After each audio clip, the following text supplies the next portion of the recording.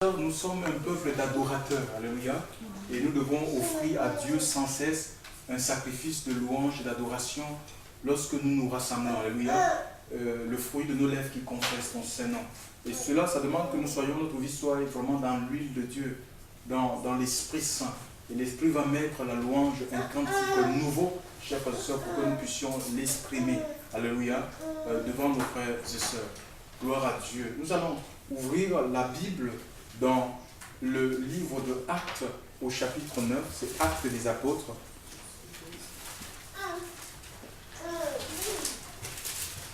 Actes des Apôtres, chapitre 9, il est dit ceci. Actes chapitre 9 à partir du verset 31. Acte 9.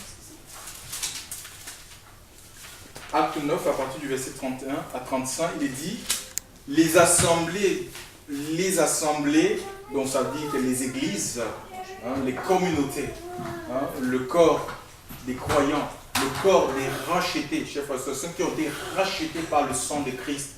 Il nous est dit ici que les assemblées, donc par toute la Judée et la Galilée et la Samarie étaient en paix, étant édifiés et marchant dans la crainte du Seigneur, qui n'est pas la peur des hommes. La crainte du Seigneur n'est pas la peur des hommes, c'est une crainte qui est mise dans le cœur par le Saint-Esprit. C'est-à-dire un respect qu'on a tout simplement pour le Seigneur, pour la parole de Dieu, un respect qu'on a, chers frères et sœurs, de ne pas faire des choses qui sont contraires à la volonté de Dieu, qui irriteraient le cœur du Seigneur. C'est ça la crainte. C'est-à-dire qu'on réalise, quelqu'un qui craint Dieu, il réalise que Dieu est partout. Peu importe qu'on soit dans notre lieu de travail, qu'on soit dans notre maison, on sait que Dieu est là. Donc on ne vit pas notre foi en fonction des hommes. Il y en a qui craignent les hommes et ils se consacrent par peur des hommes. On ne se consacre pas dans l'œuvre du Seigneur, ou on ne fait pas quelque chose dans la maison de Dieu parce qu'on a peur des hommes, parce qu'on a peur du candidaton. Qu'est-ce que l'ancien va dire? Qu'est-ce que le pasteur va dire? Qu'est-ce que l'apôtre va dire? On fait tout par amour pour le Seigneur. Et si notre cœur n'est pas disposé à faire quelque chose, qu'on ne le fasse pas. Alléluia. Parce que ça ne comptera pas devant le Seigneur. On n'est pas là pour faire la religion. La religion, c'est l'hypocrisie. Alléluia. Et Dieu veut des cœurs qui sont vrais pour lui. Nous avons ici, l'Écriture nous dit que cette église avait la crainte de Dieu. Et à cause de cela, elle s'accroissait par la consolation du Saint-Esprit. Donc elle grandissait. Elle se développait non seulement sur le plan spirituel, parce que Dieu veut que nous grandissions spirituellement, mais aussi que nous grandissions, chers frères et sœurs, sur le plan numérique. Parce que c'est l'Esprit de Dieu qui attire. Alléluia. C'est le Saint-Esprit qui attire les âmes. C'est le Saint-Esprit qui touche les cœurs. C'est lui qui attire les personnes à Christ. Et que Dieu, le plan de Dieu, la volonté de Dieu, c'est que tous les hommes soient sauvés et parviennent à la connaissance de la vérité. Donc voilà. Et si au milieu de nous, il y a la crainte de Dieu, chers frères et sœurs, il y a le respect de la parole du Seigneur, alors le Saint-Esprit va attirer. Parce que quoi? Dieu ne peut pas attirer. Si nous vivons le contraire de la parole de Dieu, comprenons que le Seigneur ne peut pas attirer les âmes là où il y a la mondanité. Si l'Église c'est un nouveau monde, si on vit les mêmes choses que le monde, si au milieu de nous ce sont les avortements, si au milieu de nous ce sont les vols, l'hypocrisie, l'orgueil, chers frères et sœurs, Dieu ne peut pas enlever, détacher les hommes dans le monde pour les attirer dans un nouveau monde. Non, il faut qu'il y ait une différence entre le peuple de Dieu, il faut qu'il y ait une différence entre l'Église du Seigneur et le monde. Alléluia. Et l'Église doit marcher et vivre dans la crainte de son Seigneur, dans le respect de sa parole, chers frères et sœurs, dans l'obéissance, la mise en pratique de la parole de Dieu. C'est ce qui nous différenciera les gens du monde. Ce ne sont pas les vêtements, chers frères et sœurs. Ce ne sont pas les marques, les écrans plats et autres, les maisons, les villas, les voitures. Non. Ce qui va nous différencier des gens du monde, c'est parce que notre vie est consacrée au Seigneur. C'est la consécration de nos cœurs à Dieu. Alléluia. Parce qu'on vit notre vie se conforme à la loi du Seigneur. Gloire à Dieu. L'Écriture nous dit ici que l'Église s'accroissait par la consolation du Saint-Esprit. Or, il arriva comme Pierre parcourait toute la contrée et descendit aussi vers les saints qui habitaient Lydde, et il trouva là un homme nommé Aîné, qui depuis 8 ans était couché sur un petit lit, et il était paralytique. Et Pierre lui dit, Aîné, Jésus, le Christ guérit, lève-toi et fais-toi toi-même ton lit.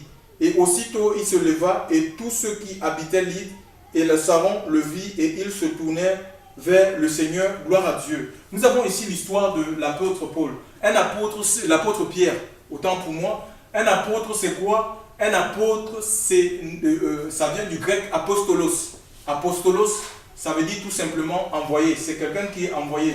C'est quelqu'un dont la mission, en fait, dépend du Seigneur.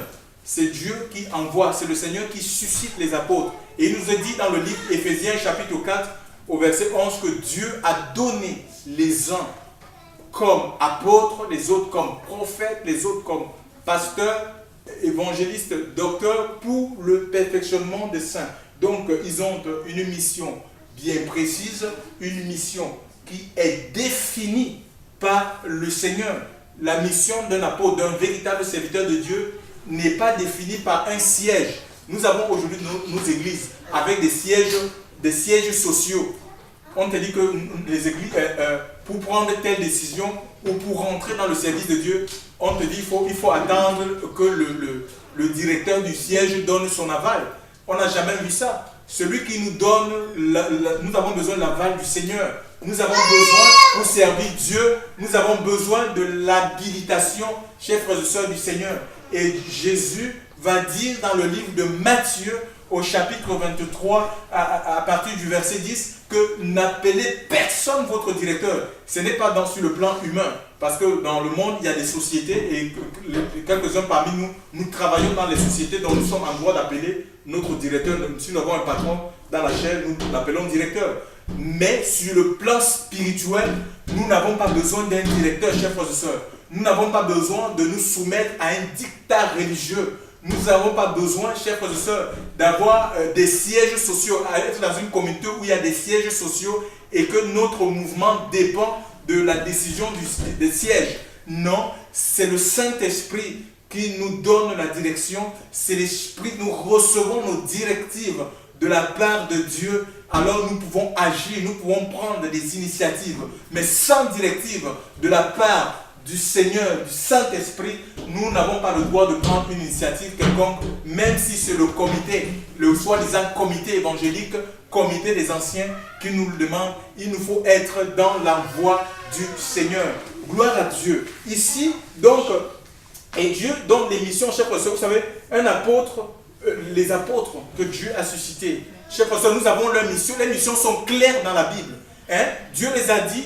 Allez dans le livre de Matthieu, par exemple, Matthieu chapitre 28, à partir du verset 18, il dit, tout pouvoir m'a été donné, toute autorité m'a été donnée dans le ciel et sur la terre. Allez par tout le monde et faites de toutes les nations des disciples. Donc, la mission de l'Église, l'Église qui est l'ambassade du royaume des cieux sur la terre, qui est la représentation du royaume des cieux sur la terre, a pour mission la formation des disciples. Les disciples, bien entendu, du Seigneur. On n'est pas là pour former des membres d'un mouvement dénominationnel. On est là pour former des disciples de Christ. Alléluia. De faire des nations des disciples du Seigneur. Voilà la mission que Dieu donne, assigne aux apôtres, aux envoyés, aux serviteurs de Dieu, chers frères et sœurs, aux enfants de Dieu. Parce que tous nous sommes des ambassadeurs. Donc on ne va pas, même quand nous allons dans la rue, on ne va pas dire aux âmes, venez dans notre église. Venez dans notre église. Et aujourd'hui, on parle plus de nos dénominations dans le témoignage. C'est dommage. On parle de nos dénominations, on parle du pasteur. Le pasteur est devenu comme une superstar. Venez de notre pasteur, vraiment, il prêche bien.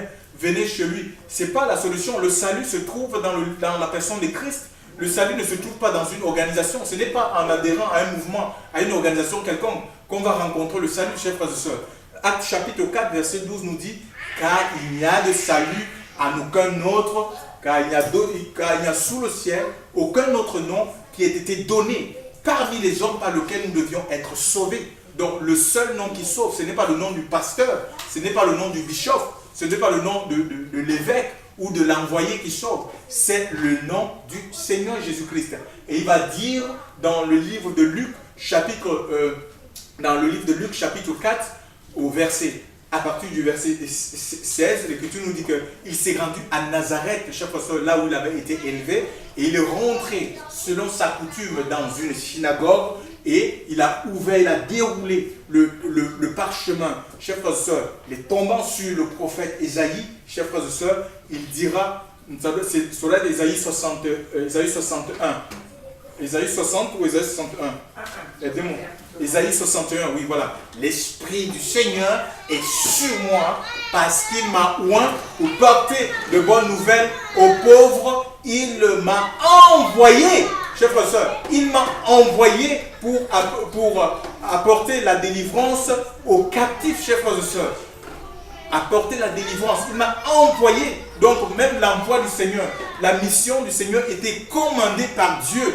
Et le Seigneur va dire, comme le Père m'a envoyé, moi aussi je vous envoie. Donc la mission, l'envoi des apôtres est lié à l'envoi du Seigneur Jésus-Christ. Comme le Père m'a envoyé, moi aussi je vous envoie. Et notre envoi, chers frères et sœurs, est étroitement lié à l'envoi du Seigneur. Donc là, nous perpétuons en fait. Nous sommes là, envoyés par Dieu pour perpétuer la mission du Seigneur par le Saint-Esprit, chers frères et sœurs. C'est l'Esprit de Dieu qui nous fait rentrer, chers frères et sœurs, dans la mission, chers frères et sœurs, du Seigneur. C'est la formation des disciples, chers frères et sœurs, c'est écrit dans le livre de Matthieu, on l'a lu, mais aussi c'est le salut, c'est la conquête des âmes, c'est la mission de l'Église. Le Seigneur Jésus est venu chercher et sauver ce qui est perdu, chers frères et sœurs. C'est dans le livre de Luc 19, verset 10. Le Fils de l'homme est venu chercher et sauver ce qui est perdu. L'Église n'est pas appelée à s'enfermer. L'Église n'est pas appelée à se bunkériser.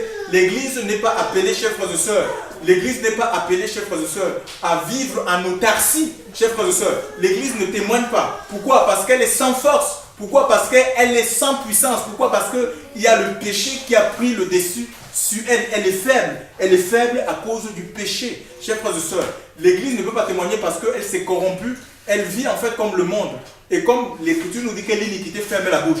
Quand tu vis dans le péché, il te sera difficile d'aller voir le voisin à côté de toi pour lui dire « Repends-toi ». Chers frères et sœurs, parce que c'est le message que Dieu nous a donné. C'est un message de repentance. C'est le seul message qui nous fait rentrer dans le salut de Dieu. C'est le message qu'a prêché Jean-Baptiste au bord du Jourdain. C'est la prédication de Jésus-Christ revêtu de la puissance du Saint-Esprit après avoir été tenté pendant 40 jours, après avoir jeûné 40 jours, tenté par le diable, chers frères et sœurs, revêtu, l'Écriture dit que revêtu de la puissance de l'Esprit, il s'est rendu en Galilée et il dira, repentez-vous, convertissez-vous car le royaume des cieux est proche. Ce n'est pas un autre message, c'est la repentance qui nous permet de rentrer dans le salut de Dieu. C'est la repentance, chers frères et sœurs, qui est la clé qui nous ouvre, chers frères et sœurs, le ciel. Et outre le fait de se repentir, nous devons rester dans un état permanent de repentance parce que nous sommes dans la chair, nous sommes des humains et on est faillible, chers frères et sœurs, dans le Seigneur.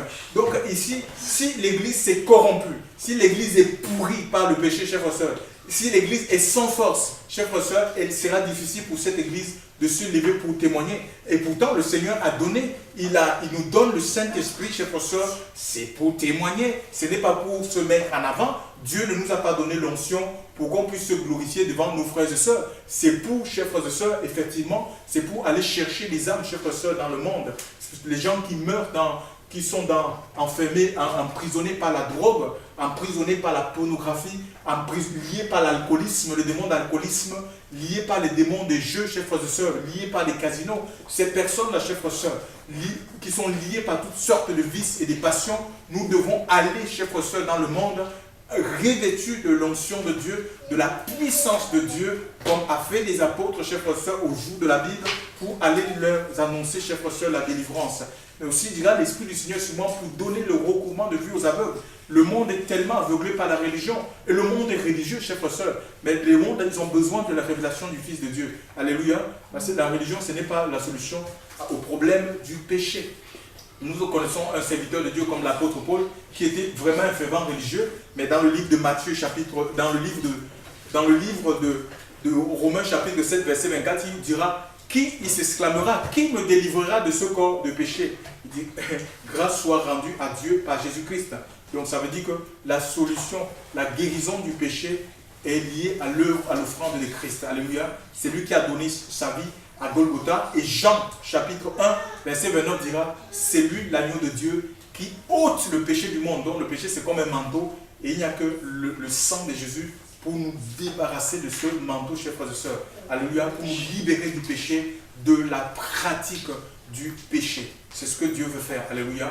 Et le bien ultime, chers frères et sœurs, que quelqu'un peut expérimenter avec le Seigneur, c'est être transformé intérieurement. C'est une vie transformée, une vie libérée, chers frères et sœurs, complètement du poids du péché, de l'aveuglement, chers frères et sœurs, religieuse. Gloire à Dieu. Aussi, la mission des apôtres, c'est l'édification, chers frères et sœurs, c'est l'édification du corps de Christ. Alléluia. Ils sont là pour édifier, pour construire le corps, pour ériger ce temple spirituel que nous sommes, jusqu'à ce qu'on atteigne la stature parfaite de Christ. Alléluia. Et pour cela, il faut que nos vies, la vie de ceux qui annoncent la parole de Dieu, s'aligne à la parole de Dieu pour recevoir. Parce que ce qui va nous rendre solides et matures, ce n'est que la parole de Dieu. La parole, c'est la foi, mais la foi vient de ce qu'on entend, et ce qu'on entend vient de la parole de Dieu. Il faut que nous recevions la parole de Dieu. On ne prêche pas parce qu'on connaît la Bible, on ne prêche pas parce qu'on a appris des théologies. Chers frères et sœurs, on ne prêche pas parce qu'on a fait une formation biblique. On prêche parce que l'Esprit de Dieu nous met un message dans le cœur pour l'annoncer à l'église. Donc ce sera un message de foi parce que c'est un message qui vient de Dieu, qui vient du cœur de Dieu, un peu comme les lettres aux 7 églises. L'église, dans le livre d'Apocalypse, dans la fin de chaque lettre, il est dit que celui qui a des oreilles entende ce que l'Esprit dit à l'église. Ce n'est pas l'homme qui parle à l'église, c'est l'Esprit de Dieu qui parle à l'église du Seigneur. Et il nous faut faire corps avec l'Esprit de Dieu pour recevoir, chers frères et sœurs, les messages de la part de Dieu. Dieu veut encore parler aujourd'hui, il veut parler au cœur de son Église.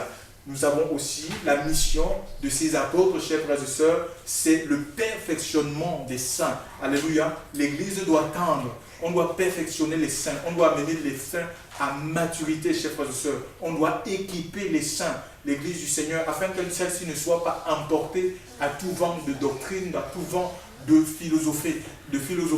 L'Église doit être enracinée, fondée, établie dans le Christ Jésus, une foi ferme, une foi tenace. Chers frères et sœurs, face au découragement, face à l'opposition, nous ne reculons pas, nous avançons, chers frères et sœurs, avec le Seigneur, parce que celui qui est en nous est plus fort que tout ce que nous pouvons subir, chers frères et sœurs, de la part de l'ennemi. Aussi, la mission de l'Église, donc le perfectionnement des saints ou l'édification du corps, ça se trouve dans le livre d'Éphésiens, chapitre 4, au verset 12. L'Église aussi, les apôtres aussi, ils ont pour mission, chers frères et sœurs, dans le Seigneur, la prière et l'annonce de l'Évangile. Acte chapitre 6. Acte chapitre 6, verset 4. Donc, c'est la prière. La prière nous permet, c'est un moyen qui nous met en communion avec le Seigneur. Et étant en communion avec Dieu, il y a un échange. Nous présentons nos problèmes, nos difficultés, chers frères et sœurs, à Dieu, et Dieu nous répond.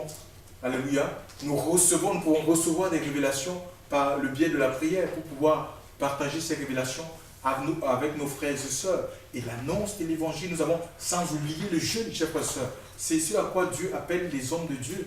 Le Seigneur n'a jamais donné, il ne nous a pas donné de dons pour faire carrière. Aucun apôtre dans la Bible ne s'est servi du don de son serviteur ou du ministère qu'il a reçu de la part de Dieu. Il y en a, ils ont même des ministères attitrés. Ils mettent leur nom. On n'a jamais vu Paul ministrer ou Pierre ministrer. Mais dans notre génération, on est dans une génération qui est complètement aliénée, qui vit dans une forme d'aveuglement, et il parle de réveil, chers frères et sœurs. Une église qui est complètement endormie, chers frères et sœurs, endormie par le péché, endormie par la religion, l'orgueil, la vanité, qu'on trouve des gens avec leur nom.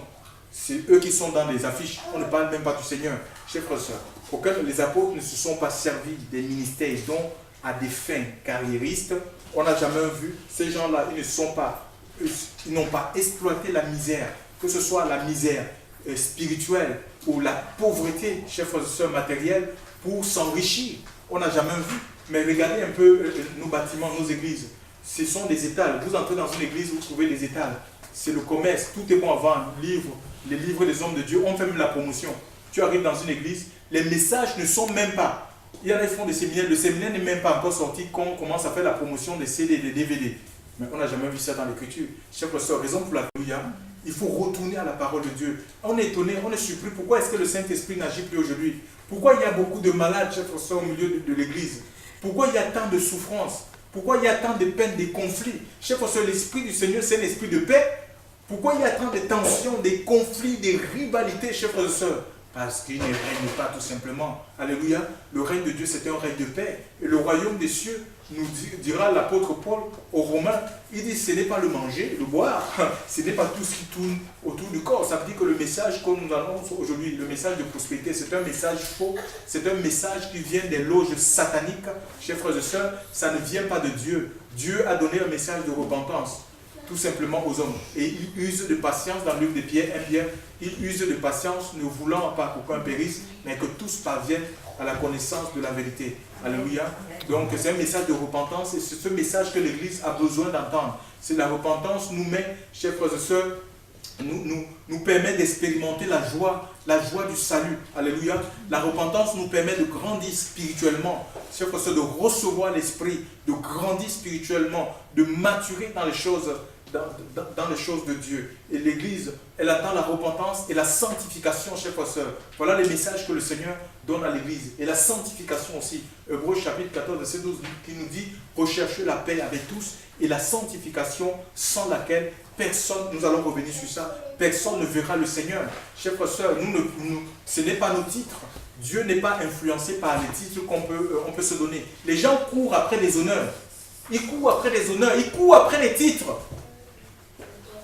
Et on crée des organisations, on crée des fédérations, et puis qui doit être président, qui doit être directeur, on court après ces choses. Ça ne flatte pas Dieu, chers frères et sœurs. Nous devons courir après la paix, faire la paix avec nos frères et sœurs, les membres de nos familles peut-être.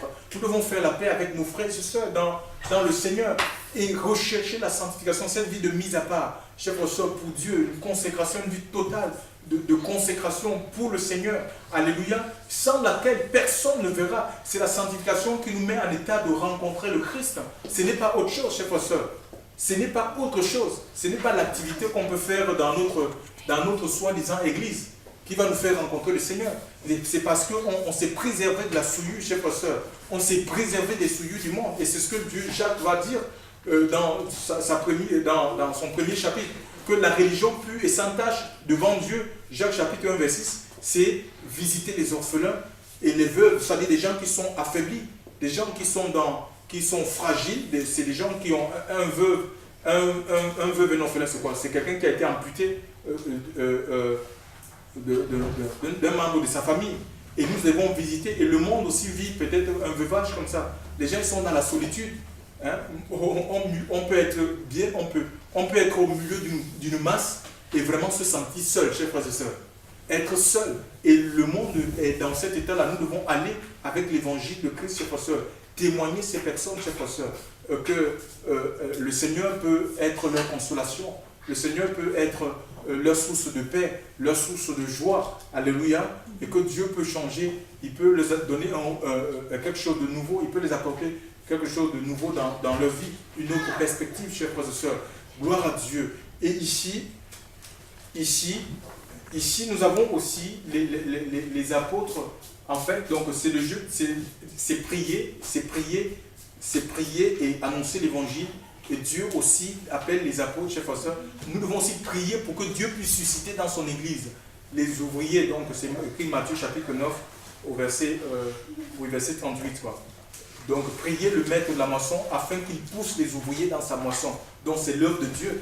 Hein? On ne choisit pas quelqu'un comme ça pour dire, voilà, viens, deviens évangéliste, deviens pasteur, deviens... Non, il faut prier. C'est Dieu qui suscite les hommes. Alléluia. Et quand il te suscite, il va te oindre. Alléluia. Il va te oindre de ton esprit. Hein? L'esprit du Seigneur est sur moi parce qu'il m'a oint pour annoncer la bonne nouvelle.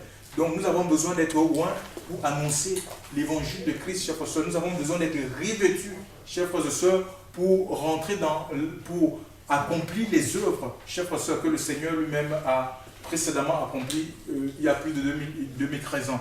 Alléluia, lorsqu'il était en Palestine, l'Écriture nous dit qu'il allait de lieu en lieu, faisant le bien, guérissant la souffrance. Alléluia, et c'est lui, par l'Esprit de Dieu, qui va continuer à guérir les gens à les libérer, chers frères et sœurs, et à les fortifier, à les encourager dans la foi.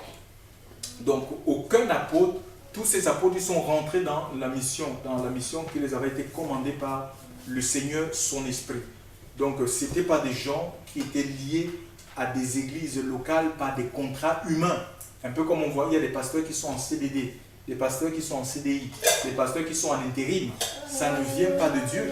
Dieu ne peut pas, on peut pas. Il faut qu'on sorte de tous ces systèmes qu'on a mis en place, chers frères et sœurs, pour que notre vie dépende tout simplement de Dieu. Qu'on sache, certains se sont mis comme ça en plein temps, en disant, ils servent Dieu en plein temps, ils ne veulent plus travailler. Pourtant, on n'a jamais vu. Mais ne savez-vous pas que Jésus-Christ était charpentier de métier et l'apôtre Paul, est-ce que le fait qu'il faisait des tentes, c'était un faiseur de tentes, il fabriquait les tentes, mais cela n'a jamais son métier, le travail dans le monde n'est pas incompatible avec l'œuvre de Dieu, ça n'a jamais empêché, quoi que faisant le temps, il servait le Seigneur, et il a servi Dieu avec puissance, cela n'a jamais empêché d'écrire les épîtres, alléluia, et c'est l'apôtre qui a le plus écrit, et pourtant il œuvrait. Je ne suis pas en train de dire que Dieu ne peut pas appeler quelqu'un à être dans un service plein temps. Et qu'est-ce qu'on appelle même service plein temps?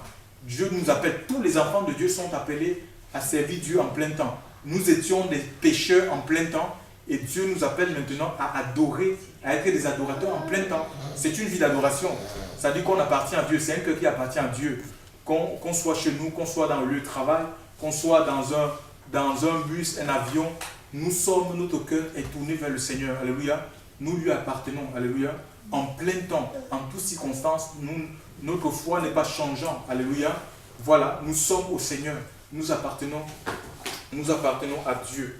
Et chers frères et sœurs, si nous voulons vivre les mêmes choses, parce que la Bible nous dit que Dieu n'a pas changé, il est le même. Et si nous voulons vivre les mêmes signes, les mêmes miracles, les mêmes prodiges, il nous faut tout simplement retourner au cœur de Dieu. Il faut retourner à la parole du Seigneur. Et Dieu va se saisir de nous. Nous avons besoin d'être saisis.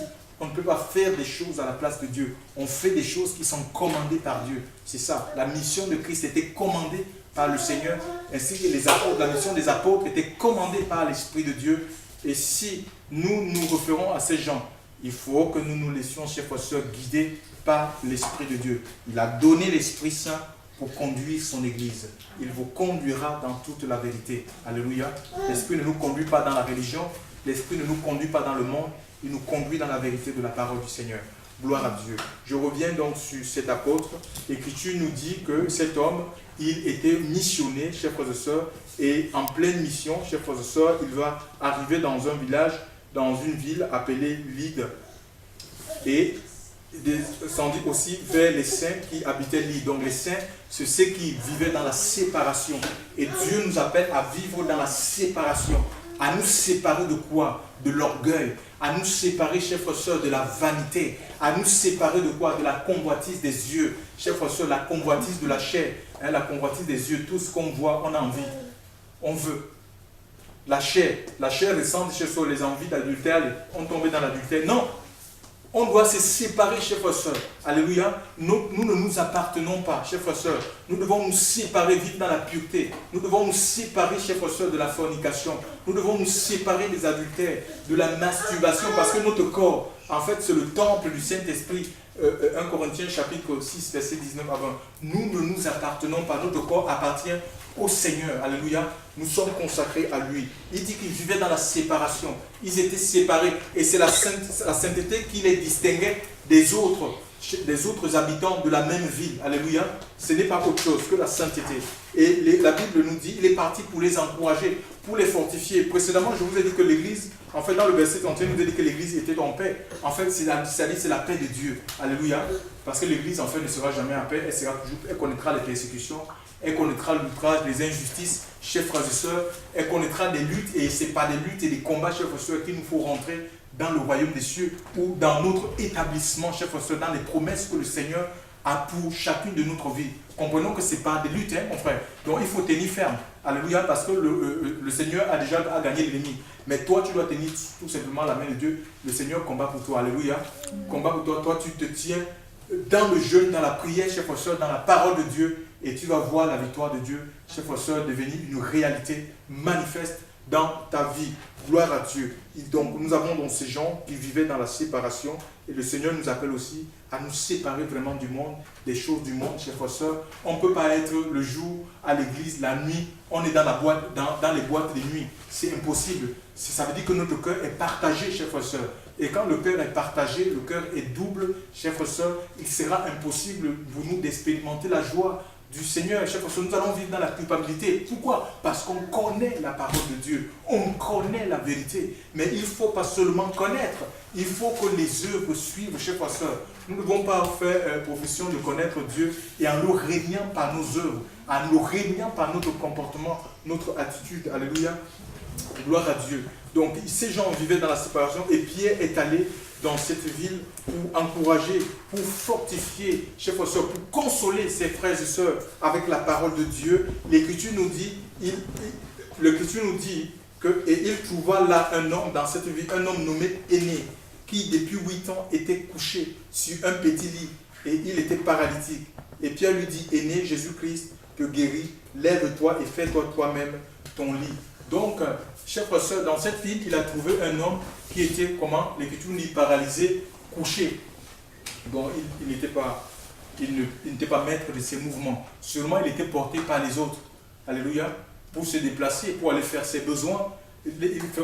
C'est d'autres personnes qui faisaient ses courses à sa place. Il était limité, chers frères et sœurs, dans ses mouvements. Et je ne sais pas, l'Écriture nous dit, parle de 8 ans. Et sûrement, cet homme a eu à visiter, à écouter les apôtres, entendre la parole de Dieu, chers frères et sœurs. Mais je vais vous dire une chose, je ne sais pas combien de temps ça dure. Vous savez, le Seigneur, on peut être paralysé, peut-être pas physiquement, mais sur le plan spirituel. On a le sentiment que notre vie ne participe pas à l'avancement du royaume. On a le sentiment que on est comme bloqué, on est comme coincé, on mène une vie routinière. Chers frères et sœurs, il n'y a pas de place pour la routine avec le Seigneur. Nous avons besoin d'avancer, de progresser, chers frères et sœurs.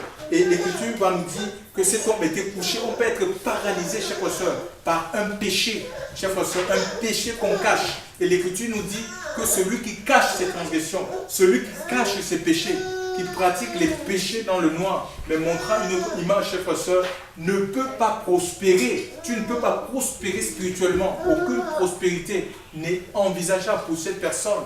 Mais celui qui les avoue et les délaisse, il est question non seulement de confesser, chers frères et sœurs, mais d'abandonner le péché, d'abandonner la pratique du péché. Alors cette personne va prospérer. Tu vas prospérer spirituellement. Tu vas maturer dans les choses de Dieu. Il était paralysé, couché sur un lit. Donc ici, le lit, c'est quoi? C'est un meuble qui est destiné au coucher. Et l'apôtre Paul va dire, chers frères et sœurs, je crois que c'est le péché de l'Église aujourd'hui, le concubinage, la fornication, les adultères. Chers frères et sœurs, c'est des péchés qui souillent l'Église et qui rendent l'Église vraiment sans force. Hébreux chapitre 13, verset 4 dit que le mariage soit honoré de tous. Donc Dieu n'est pas pour le concubinage, chers frères et sœurs. Dieu est pour le mariage. Si on brûle, on peut se marier, on peut décider de se marier. Et c'est la volonté de Dieu. Et surtout, il faut prier le Seigneur pour qu'il nous conduise. Alléluia. Pour qu'il nous conduise, qu'il nous révèle la personne. Hein? La personne, on ne se marie pas avec une chrétienne en disant, oui, c'est une chrétienne, elle chante. Non, tu ne connais pas sa vie. Ça peut être l'apparence. Ce n'est pas la réalité. Ce qu'on voit, ce n'est pas forcément la réalité, chers frères et sœurs, dans le Seigneur. On se marie parce que l'Esprit de Dieu nous a révélé, alléluia, la personne. Alléluia, parce que Dieu nous a permis de voir dans l'Esprit la personne avec qui on est appelé à le servir. Alléluia, ce n'est pas parce qu'elle chante bien, elle a une belle voix, elle est à la chorale, je veux marier avec elle. C'est faux. Tu ne connais pas sa vie cachée quand elle est dans sa maison, peut-être où elle va, avec qui elle fréquente, qui elle fréquente, chers frères et sœurs, dans le Seigneur. Donc, il nous faut être vraiment dans la prière. La première des choses, c'est aller consulter le Seigneur, alléluia, et Dieu voit au-delà des apparences, il va te révéler toutes choses. Gloire à Dieu. Donc il dit, le lit conjugal doit être exempt de tout souillure, chers frères et sœurs. Alléluia. Et le mariage doit être honoré de tous. Et dans un lit, on peut pratiquer plein de choses. On peut pratiquer la sodomie, chers frères et sœurs. On peut pratiquer la sodomie, on peut pratiquer... Mais il y a des péchés, des péchés vraiment abominables. Le sexe est devenu comme le jouet. C'est devenu comme le jouet. Il y en a, ils pratiquent la fellation, ils boivent le sperme. C'est des choses, et la même bouche, on l'utilise pour adorer le Seigneur. Tu es saint, tu es saint. Le Seigneur dit que celui qui invoque son nom, qui s'éloigne de l'iniquité. L'iniquité, c'est le péché sans cesse pratiqué, chers frères et sœurs. C'est le péché qu'on reproduit parce que ça a créé un lien. Alléluia. Mais le Seigneur brise les liens. Il coupe les chaînes, chers frères et sœurs. Il y a la délivrance au nom du Seigneur.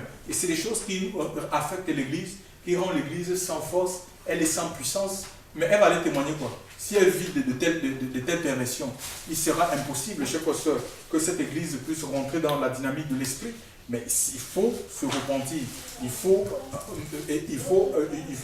confesser ces choses, chers frères et sœurs, pour que le Seigneur nous délivre. Il y a un homme dans la Bible, David, qui était tombé dans l'adultère, il avait péché, mais il dira, tant que je me situe, mes os se consumaient. Tu vas brûler au-dedans de toi, tu vas souffrir intérieurement, tant que tu vas cacher les péchés au-dedans de toi. Mes os se consumaient, je t'ai avoué mon péché, je t'ai fait connaître mon iniquité, chers frères et sœurs. Tu vois, et les os que tu as brisés se réjouiront. Donc, il y a de la joie à chaque fois. Quand nous confessons, la confession délivre. Alléluia. Et nous allons rentrer dans la joie. Dieu va nous redonner à nouveau la joie du salut. Donc, c'était l'histoire de cet homme. Et l'homme de Dieu va lui dire, est né Jésus-Christ, te guérit. Jésus, le Machia, te guérit. Lève-toi et fais-toi toi-même son lit. Et c'est ça sa mission. Nous avons parlé de la mission. Le Seigneur est venu pour guérir, chers frères et sœurs, ceux qui ont les cœurs brisés. Il est venu pour consoler les personnes, chers frères et sœurs, pour apporter la consolation, la délivrance aux captifs, chers frères et sœurs, le recouvrement des vues aux aveugles. C'est sa mission. Alléluia.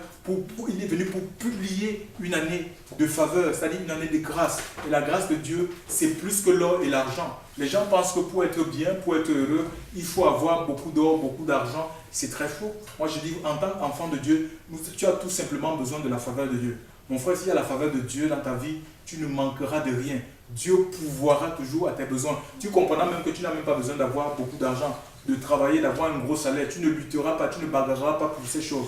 Tu as tout simplement besoin dans la main du Seigneur et tu verras que Dieu pourvoira pour le vêtement, pour la nourriture, chers frères et sœurs. Il te donnera ces choses. Alléluia.